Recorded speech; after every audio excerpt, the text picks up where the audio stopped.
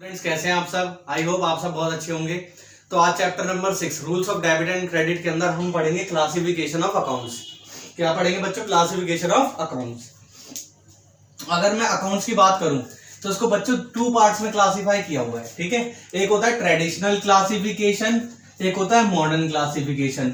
अब traditional classification और modern classification, पहले 2 पार्ट्स में इसको क्लासिफाई करा है। अब आप बोलो ट्रेडिशनल क्लासिफिकेशन क्या होता है? ट्रेडिशनल क्लासिफिकेशन मतलब होता है बच्चों जो एक ट्रेडिशनल चल गया। जैसे फॉर एग्जांपल आपके पूर्वजों ने क्या किया होगा, एक रिवाज बनाए होंगे, उसी रिवाज से क्या होगी, शादियां होती है ना। तो मतलब क्या, एक ट्रेडिशन जो चलता हुआ आ रहा है, वैसे ही क्या पुराने टाइप का एक ट्रेडिशनल क्लासिफिकेशन है जो स्टार्टिंग से चलता आ रहा है। मॉडर्न क्लासिफिकेशन बोलते हैं आज के जमाने की क्लासिफिकेशन, कि अब अकाउंट्स को कैसे क्लासिफाई किया जाता है और पहले किस तरीके से किया जाता था। ठीक है, अब पहले हम क्या करेंगे, ट्रेडिशनल क्लासिफिकेशन को अच्छे समझेंगे। किसको समझेंगे? ट्रेडिशनल क्लासिफिकेशन को अच्छे समझेंगे। मॉडर्न क्लासिफिकेशन को अभी आप होल्ड पे डालो। क्यों?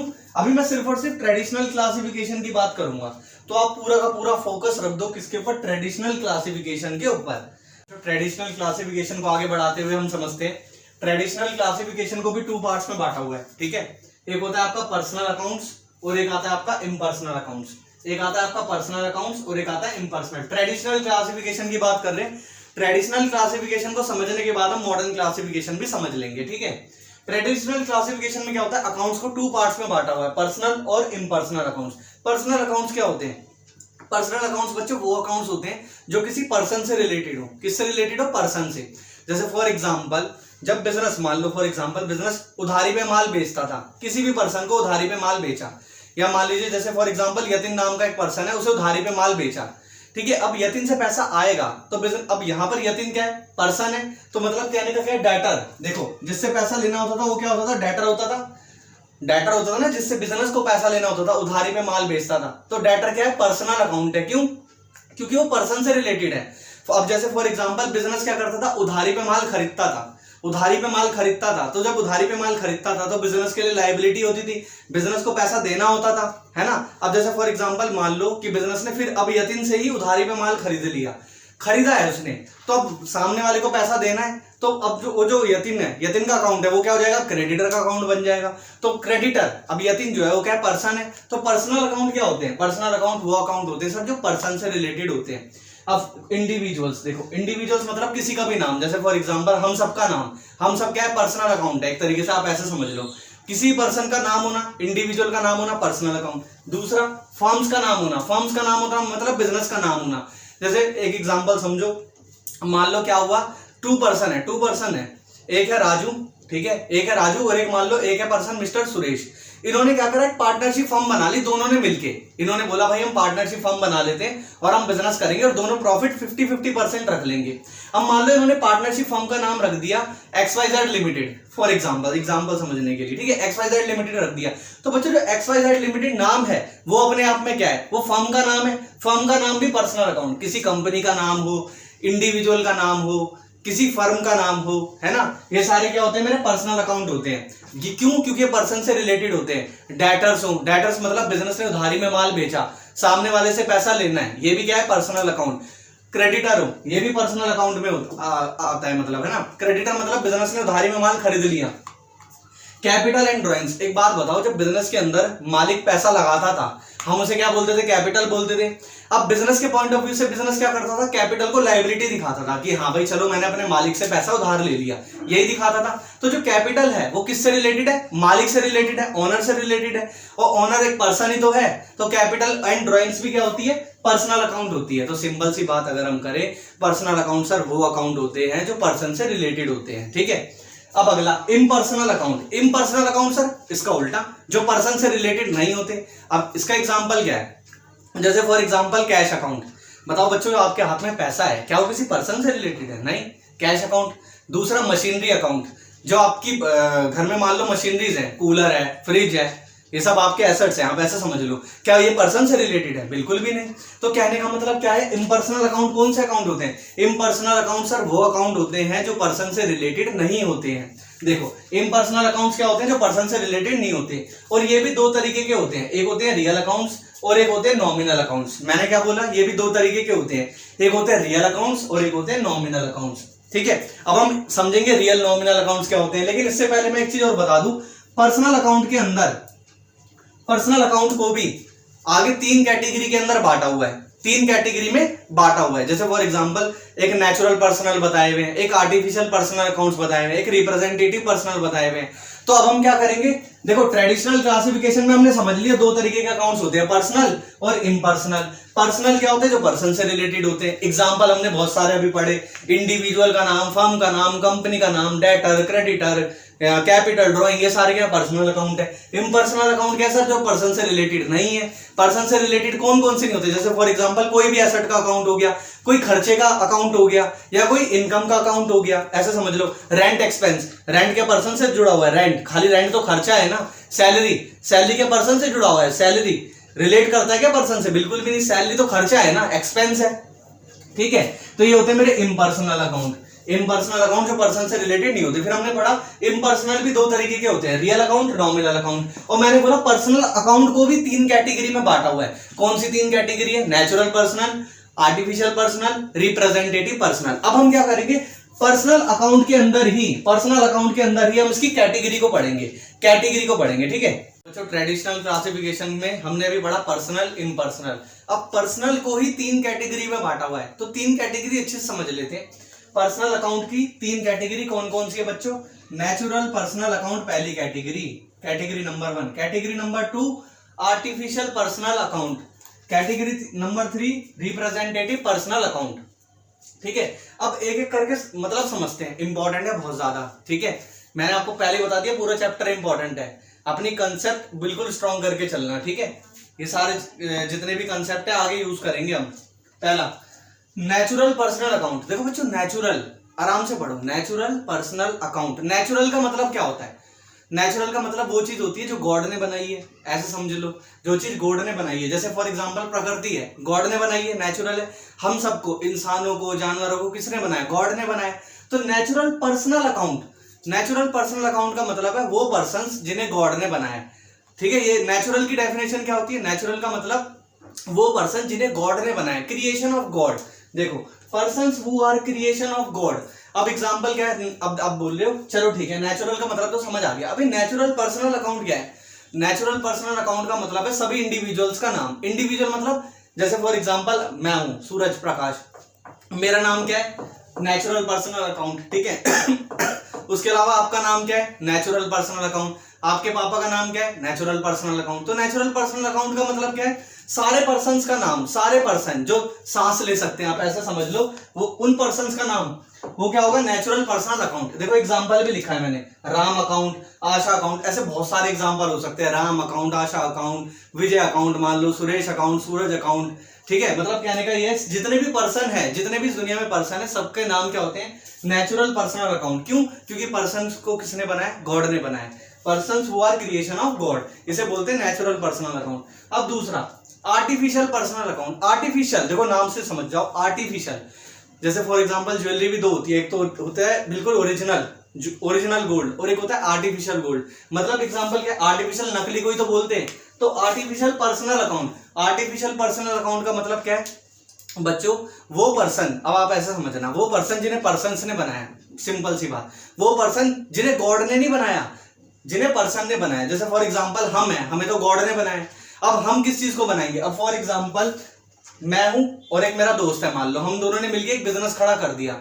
तो बिजनेस, अब आप देखोगे ऐसे तो एक पर्सन है, बिजनेस अपने आप में एक अलग पर्सन है, लेकिन क्या वो पर्सन गॉड ने बनाया, बिल्कुल भी नहीं, हमने बनाया। तो आर्टिफिशियल का मतलब क्या होता है बच्चों, नकली। इसके अंदर क्या आता है, कॉर्पोरेट बॉडीज और इंस्टीट्यूशन। कॉर्पोरेट बॉडीज और इंस्टीट्यूशन, आप ऐसे समझो, जो एसबीआई बैंक है, एसबीआई बैंक का चेयरमैन जो है, ठीक है, एसबीआई बैंक का जो चेयरमैन है, वो तो क्या हो जाएगा, नेचुरल पर्सनल अकाउंट।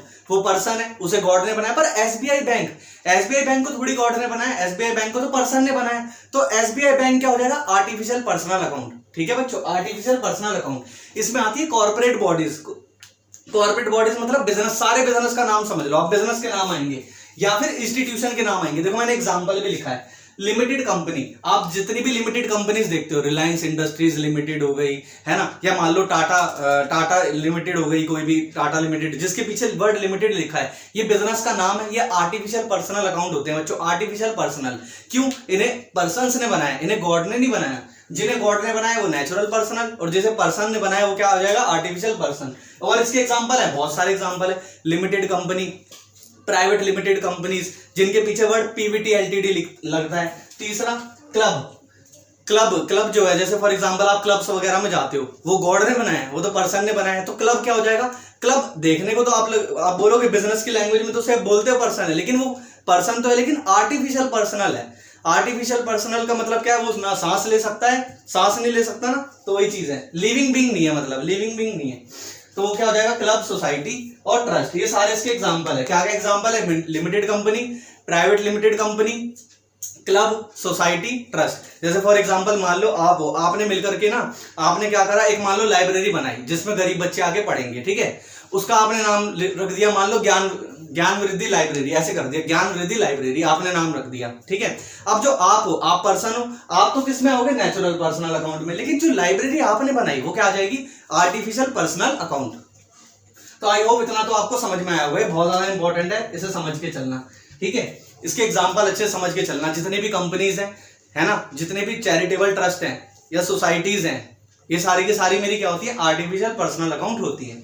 अब तीसरा रिप्रेजेंटेटिव पर्सनल अकाउंट, ये भी बहुत ज्यादा इंपॉर्टेंट है। बच्चों को ना 11th क्लास के अंदर रिप्रेजेंटेटिव पर्सनल अकाउंट समझ में ही नहीं आता कि होता क्या है। बच्चों रिप्रेजेंटेटिव, देखो आराम से आप वर्ड का मतलब समझो। Representative personal account, representative personal account.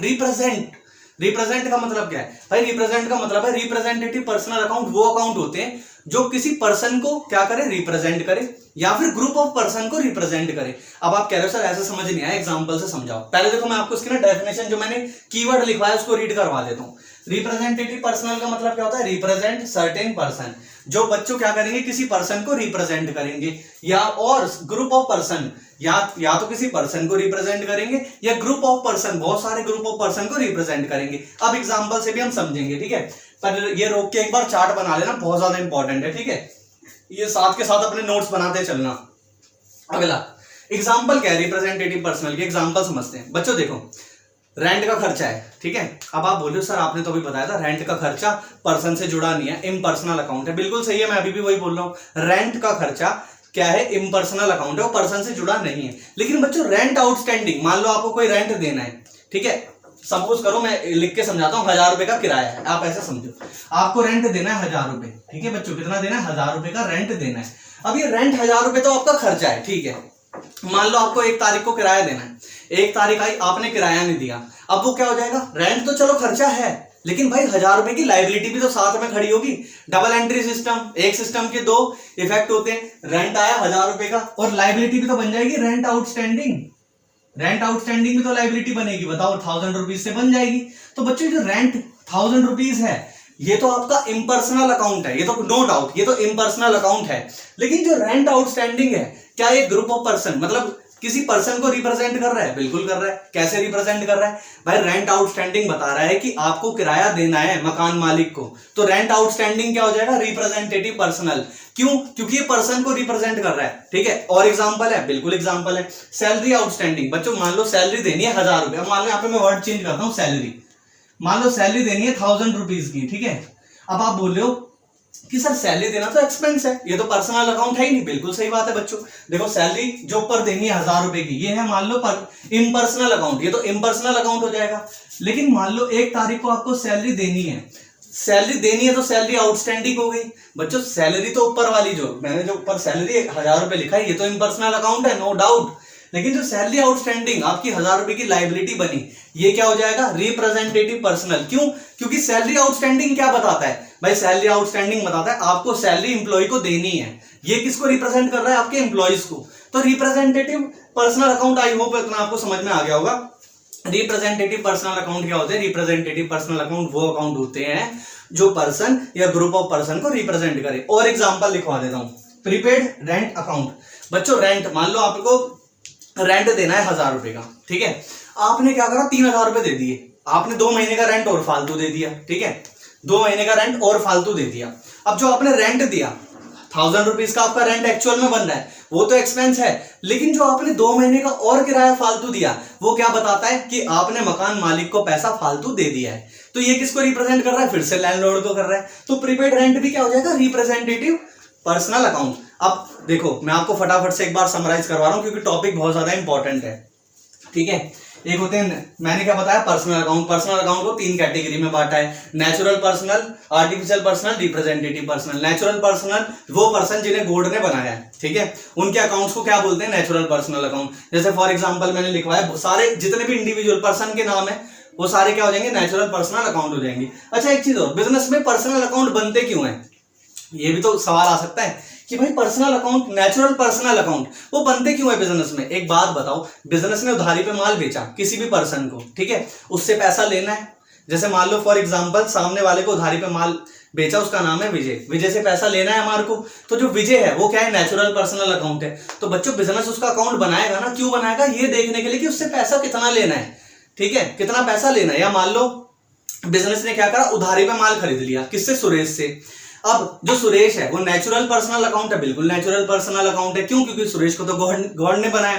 अब जो सुरेश है उसका अकाउंट बिजनेस बनाएगा, क्यों भाई, उधारी पे माल खरीदा है तो उसको पैसा देना भी तो है, तो हिसाब करने के लिए अकाउंट बनाएगा कि उसको कितना पैसा देना है। तो नेचुरल पर्सनल अकाउंट मैंने आपको समझा दिया। रिप्रेजेंटेड, उसके बाद है आपका artificial personal. Artificial personal account क्या होते हैं, वो अकाउंट जो मतलब क्या है, वो पर्सन जिन्हें किसी पर्सन ने ही क्रिएट करा है। सिंपल सी बात, बिजनेस आते, बिजनेस के नाम जो कॉर्पोरेट बॉडीज होंगी और इंस्टीट्यूशंस के नाम। मैंने क्या बोला, कॉर्पोरेट बॉडीज, जितनी कॉर्पोरेट बॉडीज का मतलब क्या है, सभी बिजनेस के नाम, ठीक है, सभी बिजनेस के नाम। और क्या आ जाएगा भाई मेरा, इंस्टीट्यूशंस के नाम, क्या आ जाएगा, आर्टिफिशियल पर्सनल अकाउंट। जैसे limited company, private limited company, clubs, society, club वगैरह आप जो जाते हो, क्लब पर्सन नहीं तो बनाया, वो बिजनेस है, क्लब तो बिजनेस है पूरा, तो क्लब क्या हो जाएगा, आर्टिफिशियल पर्सनल अकाउंट हो जाएगा। सोसाइटी हो गई, ट्रस्ट हो गए, सारे के सारे क्या होते हैं, artificial personal account. Representative personal account क्या होते हैं, रिप्रेजेंटेटिव पर्सनल अकाउंट वो होते हैं जो पर्सन को रिप्रेजेंट करे या ग्रुप ऑफ पर्सन को रिप्रेजेंट करे।